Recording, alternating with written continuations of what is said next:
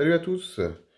Aujourd'hui, on continue dans les petites vidéos de présentation sur les couteaux de ma mallette de quand j'étais jeune et que seule l'esthétique m'intéressait dans les couteaux.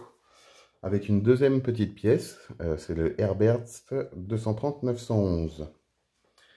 Donc on est sur un couteau qui fait 20 cm au total, avec un manche de 11 cm et une lame de 9 cm en acier 420. Donc pour ceux qui ne connaissent pas l'acier 420, c'est un acier bas de gamme, vraiment pas cher, qui vient des États-Unis, qui est assez tendre, mais peu résistant. Donc du coup, il sera facile à affûter, mais le tranchant résistera pas très longtemps. Un des avantages qu'il a, par contre, c'est qu'il a une très grande résistance à l'oxydation. Au niveau du poids, on est sur 123 grammes, ce qui est quand même assez lourd pour un couteau de ce gabarit à mon goût. On le sent bien dans la poche. Alors que mine de rien, il est quand même très fin. Mais ça, c'est lié à son architecture et notamment à ce système avec le bouton. Et de ce côté-là, le liner lock. Donc impossible d'ajourer les platines, par exemple. L'ouverture se fait à deux mains. Il n'y a pas de sunstead, pas de clip, pas de flipper, excusez-moi. Donc bon, c'est pas ce que je préfère, hein, honnêtement. Mais bon, là, il n'y a pas trop le choix. Le déverrouillage se fait par contre par ce petit bouton. Et c'est ça qui m'avait plu à l'époque sur ce couteau. En fait, c'est simplement, je ne sais pas si on va le voir à la caméra, c'est simplement que le bouton, c'est un simple bout de plastique qui va appuyer sur le liner lock pour déverrouiller la lame. Et ça vous permet de replier la lame.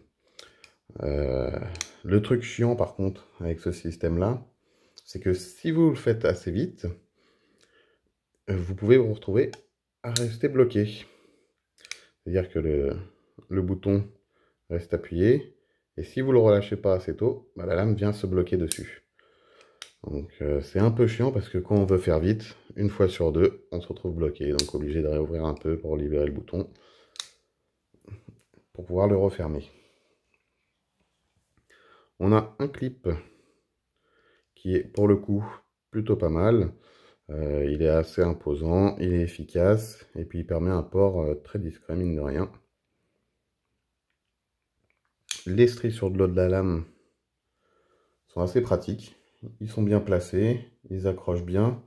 Ça, pour le coup, c'est assez pas mal pour le travail de précision. La prise en main en elle-même est quand même assez bien. Le fait que ça revienne en courbe, là, ici, permet de vraiment bien le tenir. On sent pas le clip, on sent pas le bouton de déverrouillage. Pour un couteau à ce prix-là, honnêtement, c'est pas dégueulasse au niveau de la prise en main.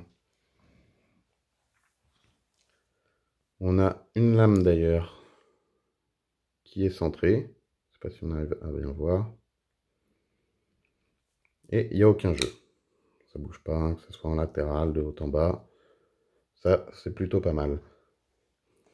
Au niveau du prix, on est aux alentours de 15 €. Donc honnêtement, il fait le taf du couteau de poche. À ce prix-là, c'est dur de lui en demander plus. Mais bon, au vu de ce qu'on trouve sur le marché, notamment avec les couteaux chinois ces derniers temps, il est quand même en dessous, hein, ne serait-ce qu'au niveau des matériaux. Et puis ce petit truc là du bouton là qui a tendance à vraiment m'énerver.